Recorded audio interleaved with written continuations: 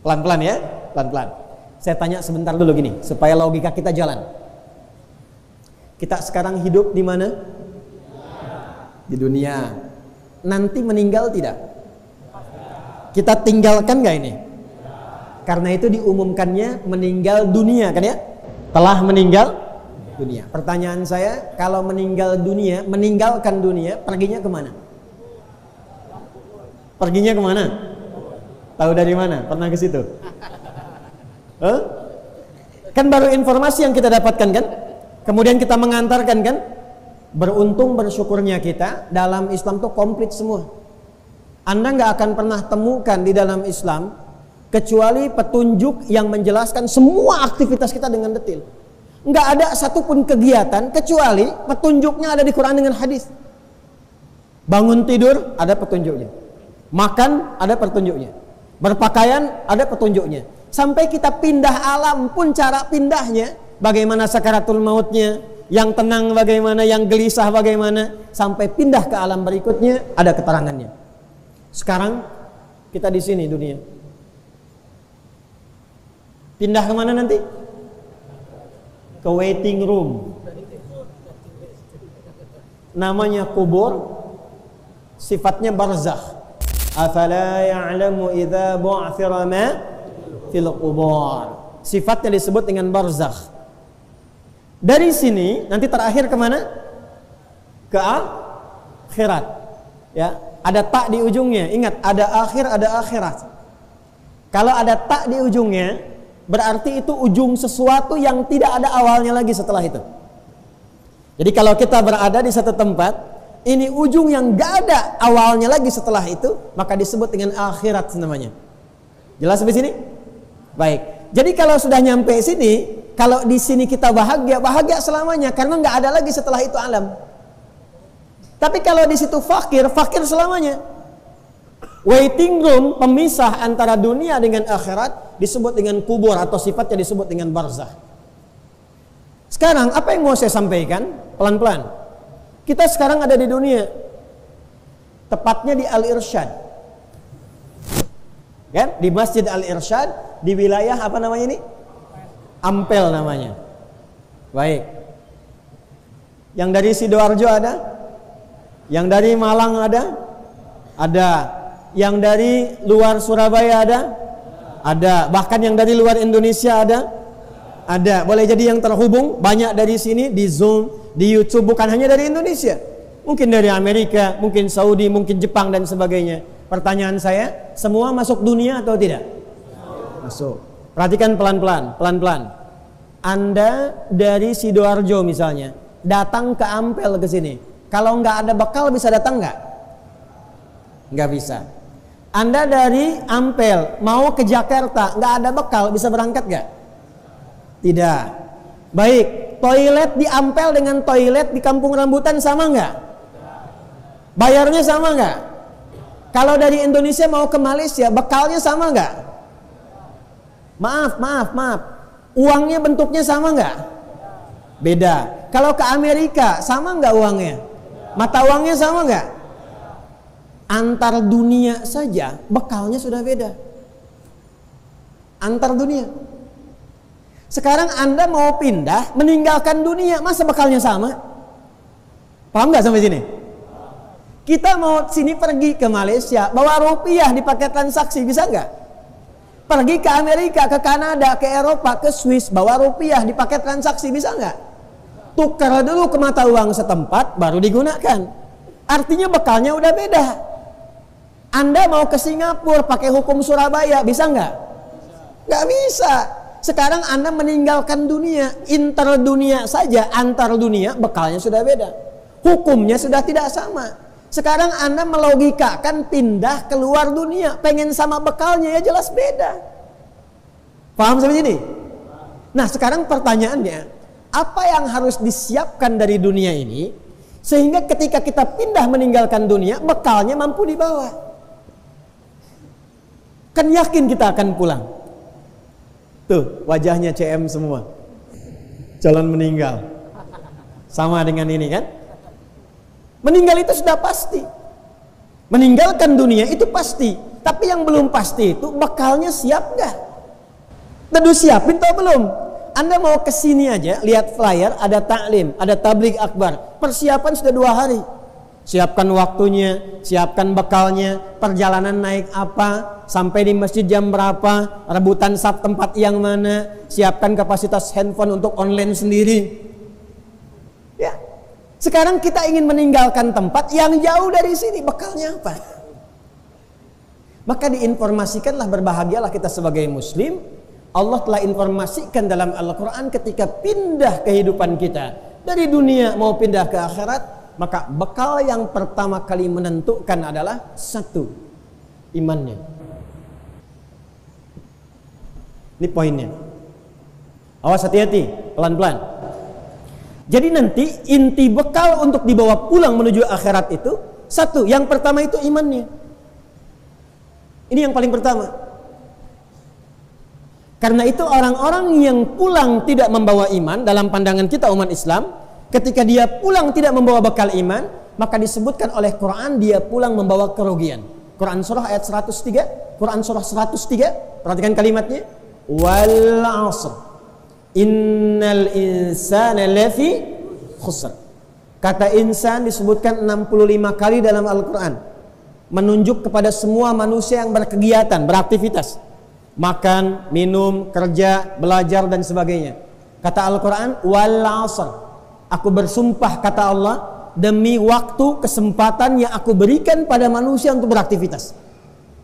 24 jam sehari, 7 hari dalam sepekan, silakan beraktivitas. Tapi ada orang yang saat beraktivitas itu, semua aktivitasnya tidak punya nilai di hadapan Allah. Jadi cuma dunia saja.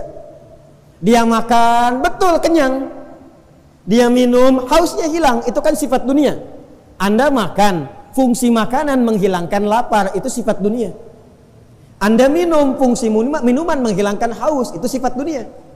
Anda berpakaian, fungsi pakaian apa? Melindungi diri, menutup aurat, tampil baik, itu fungsi dunia. Tapi pertanyaannya, mohon maaf, apakah yang menjadi fungsi dunia itu punya bekal untuk pulang ke akhirat? Kata Allah, belum tentu. Ada orang yang ketika makan, makannya punya nilai di hadapan Allah. Kapan makan itu punya nilai di hadapan Allah? Illalladzina amanu. Ini poinnya. Kecuali orang yang mengisi aktivitasnya, memanfaatkan waktu itu pertama dengan imannya. Man kana yu'minu billahi wal yaumil akhir falyaqul khairan aw liyas. Siapa yang merasa beriman kepada Allah dan hari akhir, dia yakin akan dihisab, kata Nabi, imannya akan menuntun lisannya berkata yang baik-baik. Tak mampu, dia diam. Jadi singkatnya, dari ujung kepala sampai ke ujung kaki, maka akan dituntunlah semua pekerjaan kita dengan imannya. Saat iman menuntun pekerjaan, pekerjaan dalam bahasa Arab disebut dengan amal. Saat iman menuntun amal, maka berubahlah nama amal menjadi sholih. Saya ulang, saat iman menuntun amal, maka berubahlah amal menjadi apa? Amal saleh. Jadi ada amal saja, ada amal soleh, itu beda. Amal apa itu? Contoh, ini di depan saya ada minuman. Fungsi minum itu menghilangkan haus. Jadi kalau kita minum ini, haus hilang. Minum itu bagian dari pekerjaan, amal. Kalau cuma minum saja, maka ini hanya jadi amal saja, tidak ada solehnya. Maka kalau kita minum pakai iman, maka dituntunlah kemudian tangan kita, mulut kita, keadaan kita untuk berinteraksi dengan minuman ini sesuai dengan tuntunan iman. Bagaimana caranya? Kita lihat petunjuk Nabi. Maka Nabi menuntun kita, iman kita digerakkan. Kata Nabi, idza quddima ta'amu, jika makanan dihidangkan atau minuman di dalamnya, khudh bi yaminika ma yalik, ambil dengan tangan kananmu yang paling dekat denganmu.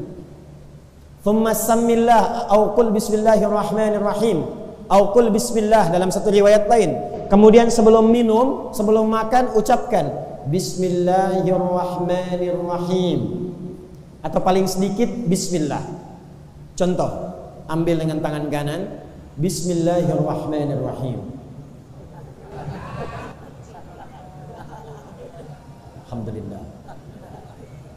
Hausnya hilang. Mau air bening, mau susu, mau teh, mau kopi, hilang. Ini amal namanya. Fungsi minuman menghilangkan haus, itu dunia namanya. Tapi apakah pekerjaan minum tadi punya nilai di akhirat? Nah, yang menjadikan itu punya nilai, itu kalimat Bismillahirrahmanirrahim. Dan kalimat Bismillahirrahmanirrahim gak mungkin keluar kecuali dari orang yang punya iman. Maka ketika kalimat Bismillah mengiringi pekerjaan amal, maka berubahlah amal itu menjadi apa? Salih. Ketika amal menjadi salih dan punya nilai yang dicatatkan di akhirat, maka Allah perintahkan malaikat, catat tuh. Dia punya nilai. Amal salih yang dicatat itu maka merubah namanya menjadi hasanah. Apa namanya? Jadi perbuatannya disebut amal salih, nilainya disebut dengan hasanah.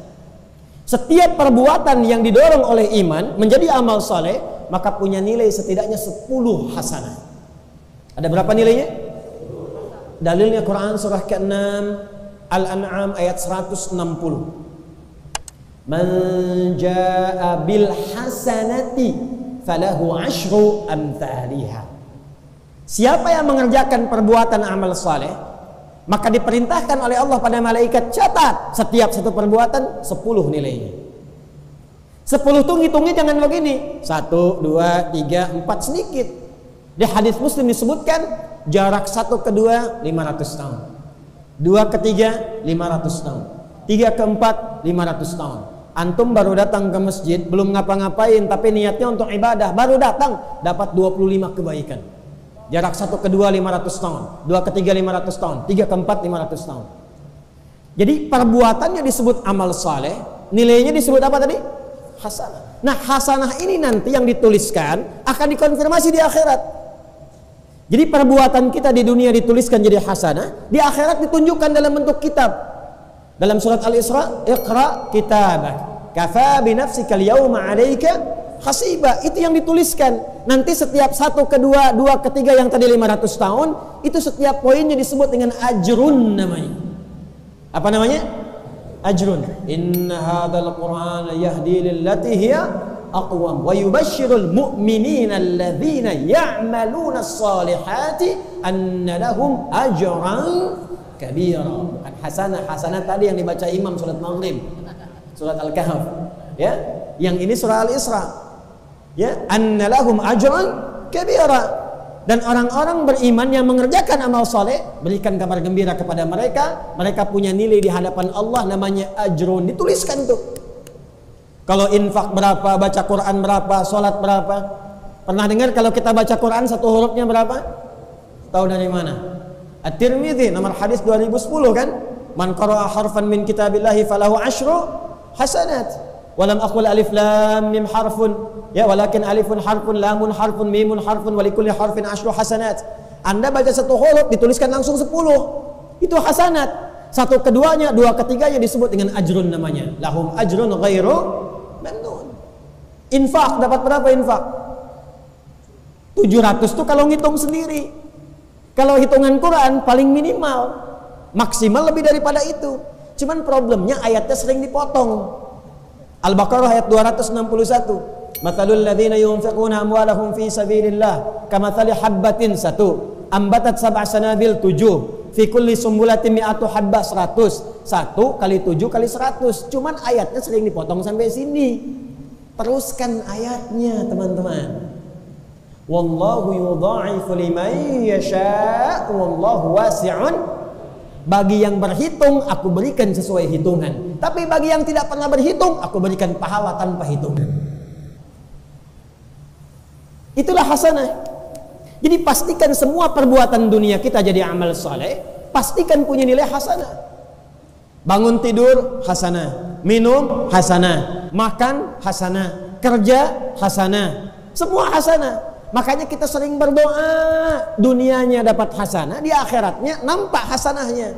Maka diajarkanlah di Quran doa itu di Al-Baqarah ayat 201. Wa minhum man yaqulu rabbana atina fid dunya hasanah. wa fil akhirati hasanah wa qina adzabannar.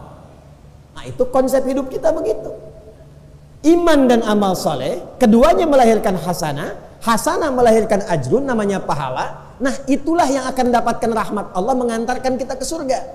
Karena itulah kalimat surga dalam Al-Quran ketika disebutkan dibuka dengan iman dan amal saleh. Al-Baqarah ayat 25. Wa basyiril ladzina amanu wa amilus salihati anna lahum jannatin tajri min tahtihal. Di antara sekian banyak amal saleh, ada satu yang sangat istimewa. Sampai saking istimewanya, dia diberikan keistimewaan, privilege langsung oleh Allah untuk memberikan syafaat kepada 70 anggota keluarganya. Pelan-pelan ya. Di antara sekian amal saleh, dan konsep hidup kita kan amal saleh. Ini maaf ya, maaf sekali dengan kalimat ini. Sampai dengan malam ini, coba evaluasi, tinjau diri kita.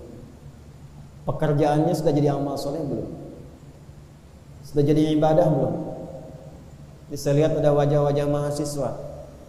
Antum kuliah di kampus-kampus sekitaran ini, maaf, untuk ngejar ijazah atau untuk mengejar ridha Allah? Ayo. Antum lulus tuh pengen jadi sarjana atau pengen punya nilai di hadapan Allah? Ayo. Kok jadi bingung jawabnya? Antum orang tua nih, antum merawat anak tuh karena cinta atau karena Allah? Ayo tuh. Ibu yang di bawah tuh bu, merawat anak itu karena cinta pada anak atau karena Allah? Karena beda nanti.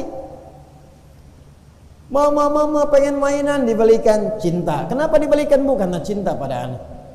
Pengen pakaian dibelikan. Kok dibelikan bu? Karena cinta pada anak. Sayang anak, sayang anak. Pertanyaannya, apakah mainan yang diberikan itu mendekatkan dia kepada Allah? Apakah pakaian yang diberikan itu menjadikan dia diridhai oleh Allah? Jangan-jangan diberikan pakaian tapi auratnya terbuka. Diberikan mainan tapi jauh dari Allah. Katanya karena Allah, tapi disekolahkan di tempat yang tidak mengenal Allah. Sholat tidak mampu, baca Quran susah. Maka apa yang Anda lakukan dengan investasi Anda selama ini? Bekerja letih siang malam, harta banyak. Khawatirnya Anda meninggal bahkan tak mampu menyolatkan Anda. Ini pernah kejadian di satu tempat di Indonesia. Saya nggak mau sebutkan tempatnya di mana.